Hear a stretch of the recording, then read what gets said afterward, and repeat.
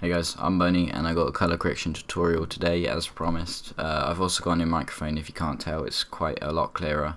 And yeah, so today I'm showing you a colour correction tutorial in Sony Vegas Pro 11. You can use any of the Pro series, I think, and most of these effects are on most Vegas Pros, so this should work. Anyway, what you want to do is when you're editing, always make sure when your clip's disabled, you've disabled the resample. And any other tools, any other things you might want to do is crop the screen and stuff like that. But this is color correction, not how to edit it well. Anyways, yeah. So what you want to do first is when you've got a good clip, you need this applies on different sorts of clips, like really light clips or really dark clips. The effects will look differently, but in a sort of medium clip like this is actually a very popular place to trick shot, and people do clips and shit like that, whatever. Okay, so what I always do first is always drag on brightness and contrast, and always raise the brightness just a tiny bit, so if there's anything too dark, you can always bring it out a bit, and pull the contrast up a bit just so everything has a little more depth to it, if you know what I mean.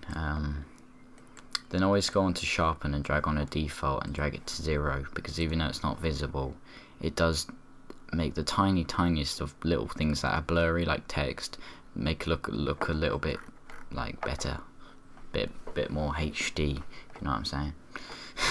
And okay, then drag on your color curves default. Always drag on defaults because you don't really want any of those preset ones. Most of them are mine anyway, so just drag it up a tiny bit and drag the bottom one down a bit, just to to give it that bit more depth. It depends what look you're going for. If you're going for quite a flat look, like you see on some of the if you do it the opposite way, it looks like that. You might want to look like that. That looks kind of cool, depending on what mood you're going for. If you're going for quite a heavy metal, rough, dark sort of montage, that would look really good. But I would suggest doing that first, just when you're learning.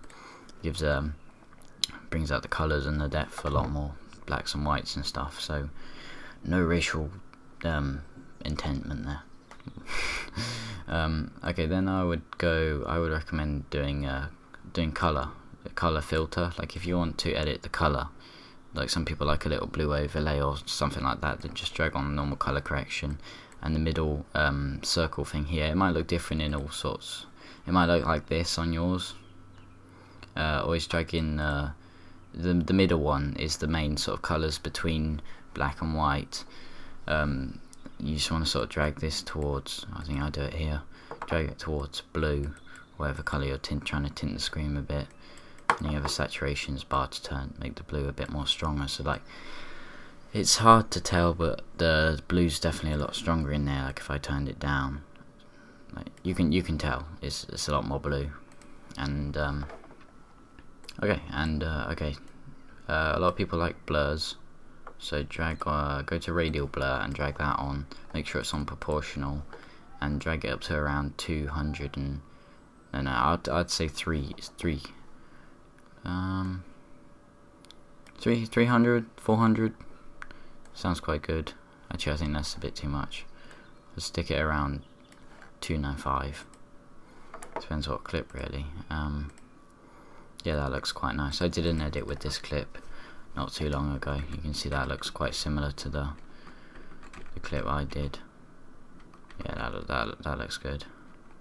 Don't worry, my computer's been a little bit slow because of doing recording. Okay,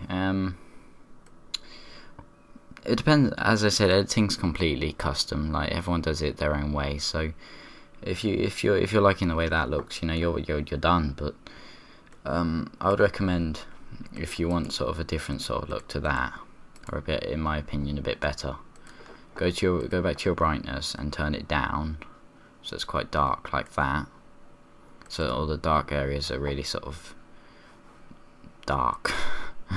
And go to bump map.